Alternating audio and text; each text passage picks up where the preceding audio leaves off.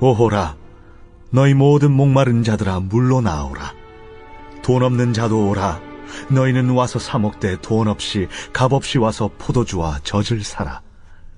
너희가 어찌하여 양식이 아닌 것을 위하여 은을 달아주며 배부르게 하지 못할 것을 위하여 수고하느냐. 내게 듣고 들을지어다. 그리하면 너희가 좋은 것을 먹을 것이며 너희 자신들이 기름진 것으로 즐거움을 얻으리라. 너희는 귀를 기울이고 내게로 나와 들으라. 그리하면 너희의 영혼이 살리라. 내가 너희를 위하여 영원한 언약을 맺으리니 곧 다윗에게 허락한 확실한 은혜이니라. 보라, 내가 그를 만민에게 증인으로 세웠고 만민의 인도자와 명령자로 삼았나니. 보라, 내가 알지 못하는 나라를 내가 부를 것이며 너를 알지 못하는 나라가 내게로 달려올 것은 여호와 내 하나님 곧 이스라엘의 거룩하신 이로 말미암음이니라. 이는 그가 너를 영화롭게 하였느니라. 너희는 여호와를 만날 만한 때에 찾으라. 가까이 계실 때에 그를 부르라. 악인은 그의 길을, 불의한 자는 그의 생각을 버리고 여호와께로 돌아오라. 그리하면 그가 긍휼히 여기시리라. 우리 하나님께로 돌아오라. 그가 너그럽게 용서하시리라. 이는 내 생각이 너희의 생각과 다르며 내 길은 너희의 길과 다름이니라. 이는 하늘이 땅보다 높음같이 내 길은 너희의 길보다 높으며 내 생각은 너희의 생각보다 높음이니라. 이는 비와 눈이 하늘로부터 내려서 그리로 되돌아가지 아니하고 땅을 적셔서 소출이 나게 하며 싹이 나게 하여 파종하는 자에게는 종자를 주며 먹는 자에게는 양식을 줌과 같이 내 입에서 나가는 말도 이와 같이 헛되이 내게로 되돌아오지 아니하고 나의 기뻐하는 뜻을 이루며 내가 보낸 일에 형통함이니라. 너희는 기쁨으로 나아가며 평안히 인도함을 받을 것이요 산들과 언덕들이 너희 앞에서 노래를 바라고 들의 모든 나무가 손뼉을 칠 것이며 잣나무는 가시나무를 대신하여 나며 화석류는 찔레를 대신하여 날 것이라. 이것이 여호와의 기념이 되며 영영한 표징이 되어 끊어지지 아니하리라. 여러분이 오늘 말씀을 보시면서 혼동하지 말아야 될 게 있는데요. 오늘 말씀을 보시면 하나님께서 너무 풍성한 구원의 식탁을 차려놓으셨습니다. 그러니까 생명을 상징하는 물도 준비되어 있고 피를 상징하는 포도주와 젖도 있고 몸을 상징하는 양식이 한상 가득히 펼쳐져 있어요. 여러분, 구원의 은혜는 부족하지 않아요. 그리고 이 준비한 것들을 누구나 와서 누리라고 초청을 하시는 거예요. 그런데 이 말씀을 보면서 혼동하지 말아야 될 게, 오늘 말씀의 주제는 하나님이 차리신 구원의 축복을 누리는 법이 뭔가, 이 방법을 설명하는 본문이 아니에요. 다시 말하면 니네가 이거 조건을 채우면 내가 그 대가로 이 상에 참여하게 해줄게, 이걸 말하는 게 아니라는 거예요. 오늘 말씀에서 말하고자 하는 거는 택자라면 누구나 구원은 확실히 주어지는 은혜라는 거예요. 여러분, 택자에게 구원은 100% 실현돼요. 그런데 오늘 하나님께서 말씀하시고자 하는 게 뭐냐면, 그러면 택자에게 왜 이런 은혜를 베푸냐라는 거예요. 오늘 그 알 수 없는 은혜의 이유를 설명하고자 하시는 겁니다. 그런데 여러분이 큐티를 하셨으면 아시겠지만 어제 말씀과 오늘 말씀에 등장하는 게 있어요. 그게 누구냐면 노아와 다윗이에요. 그러니까 내가 이스라엘 백성에게 이 확실한 회복을 베풀고 구원하는 이유는 노아와 다윗에게 그렇게 하기로 내가 약속했기 때문이라는 거예요. 이 약속 때문에 택자는 하나님과 구원의 은혜를 값없이 받는다, 이 말씀을 하시는 거예요. 그러면 우리가 묵상해야 되는 게 도대체 이 언약이 뭐냐라는 거예요. 언약 그까짓 거 어기면 되는 거잖아요. 하나님이 그럴 권리가 없겠어요? 그런데 도대체 이 언약이 뭐길래 하나님이 이 은혜를 자격 없는 우리에게 주시냐라는 거예요. 그래서 오늘은 이 언약의 중요한 특징 두 가지를 나누려고 하는 거예요. 자, 첫째는 뭐냐? 처음에 하나님께서 아담과 맺으셨던 언약은 행위 언약이었어요. 이런 조건을 채우면 내가 구원을 줄게, 이거였다고요. 그러니까 하나님께서 아담에게 언약을 지킬 능력과 의지를 주신 다음에 선악과를 먹지 말라는 조건 언약을 세우신 거예요. 그래서 만약에 아담이 이 조건을 지켰으면 우리는 오늘날 이런 연단을 받지 않고도 영생의 은혜 안으로 들어갔어요. 그런데 아담이 이 행위 언약을 지키는 일에 실패합니다. 그러자 하나님께서 즉시 이걸로는 안 된다는 사실을 아시고 언약의 성격을 바꾸시는데 이 행위 언약에서 은혜 언약으로 바꾸세요. 그런데 이 바뀐 은혜 언약의 성격을 잘 보셔야 돼요. 창세기 3장 15절을 보면 하나님께서 죄로 인해 타락한 아담에게 아주 긴급한 조치 하나를 취하십니다. 이게 은혜의 시작인데 그게 뭡니까? 아담의 범죄 직후에 뱀을 향해서 이런 선포를 하시는 거예요. 잘 들어보세요. 내가 너로 여자와 원수가 되게 하고 내 후손도 여자의 후손과 원수가 되게 하리니 여자의 후손은 내 머리를 상하게 할 것이요 너는 그의 발꿈치를 상하게 할 것이니라 하시고. 여러분 지금 이 말씀에서 하나님이 급하게 취하신 조치가 뭔지를 아시겠어요? 자, 인간이 지금 하나님 말씀이 아니라 뱀의 말을 들으면서 다 뱀의 자녀가 돼서 지옥 가게 생겼어요. 그러자 하나님께서 급하게 하신 일이 뭐냐면 인류의 족보를 둘로 쪼개신 거예요. 하나는 여자의 후손이고 하나는 뱀의 후손으로 이 뱀과 이 여자의 후손 사이를 나누신 거예요.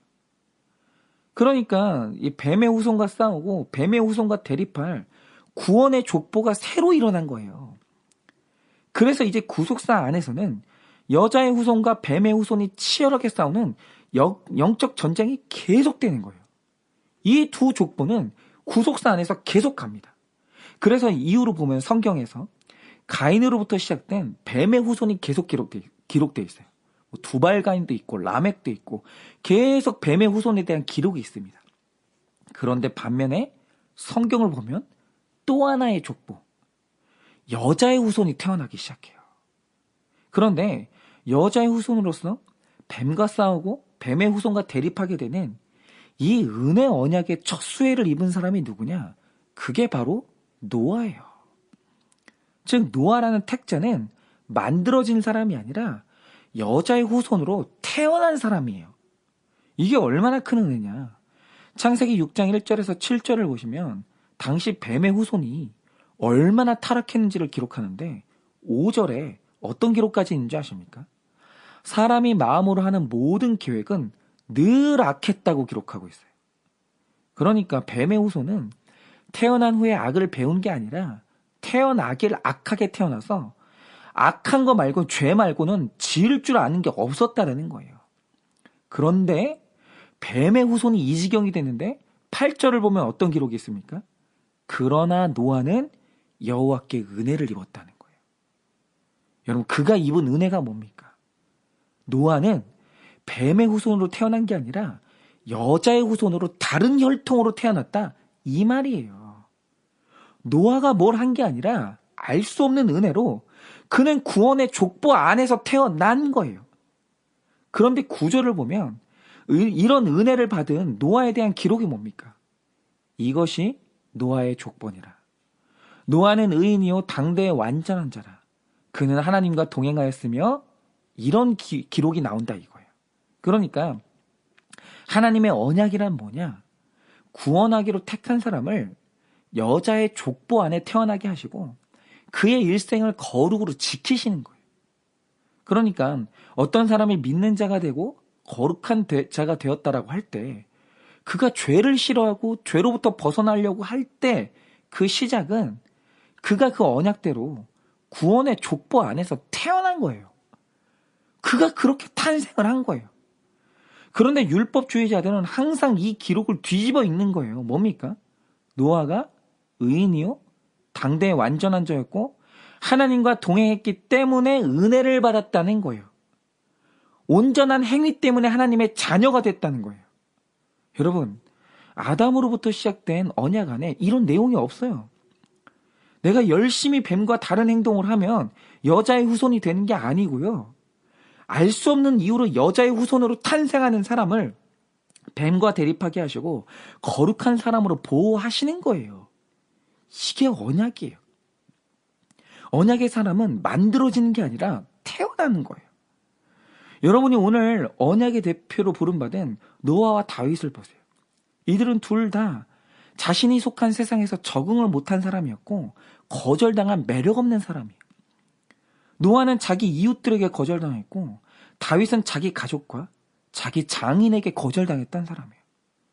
탁월한 사람들도 아니고 사랑스러운 사람들도 아니에요. 뱀의 후손들보다 뭐 좀 더 나은 게 없어요.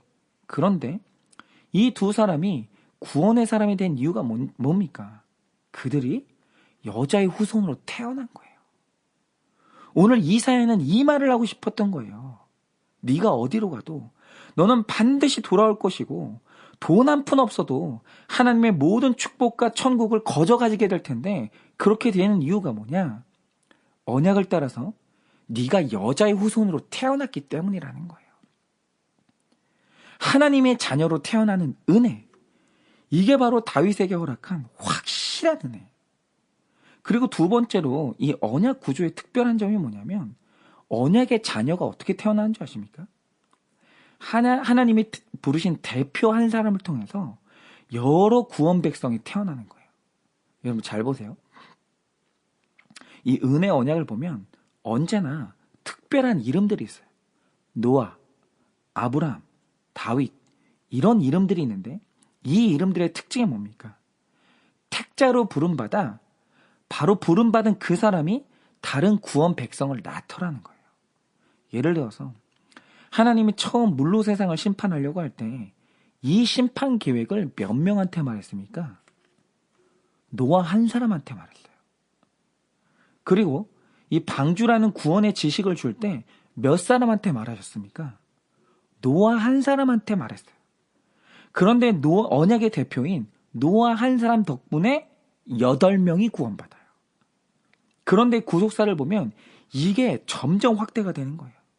하나님께서 가나안이라는 약속의 땅을 구상하실 때 이 땅에 대한 비전을 몇 명이 받습니까?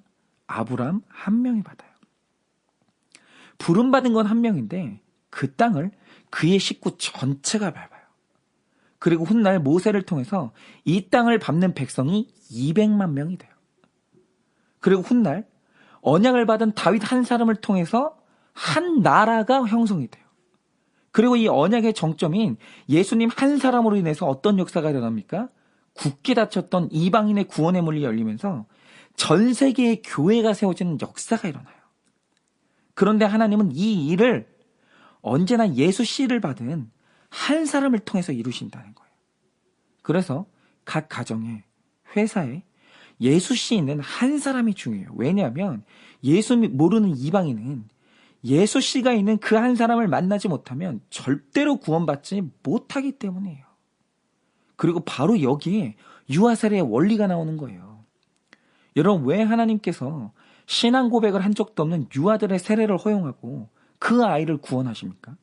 이유는 그 아이가 예수 씨 있는 자기의 대표, 즉 믿는 부모를 만났기 때문이에요. 여러분 이게 얼마나 중요한지 아십니까? 우리가 자꾸 모태신앙 욕하고 비하하는데 그거 언약의 원리를 몰라서 하는 말이에요. 여러분 사람이 거룩한 부모 밑에서 태어나는 것보다 더 큰 복은 없는 거예요. 여러분 세상에서 가장 대박난 사람이 예수 믿는 택자를 부모로 만난 자녀들이에요. 그래서 신결혼이 중요한 겁니다. 여러분 이게 바로 언약 백성이 누리는 확실한 은혜예요. 그러니 오늘 이 말씀이 들리신다면 6절 말씀처럼 하나님을 부르세요. 그러면 반드시 그분은 하나님 만납니다. 왜요? 언약 백성은 그렇게 언약돼 있기 때문이에요.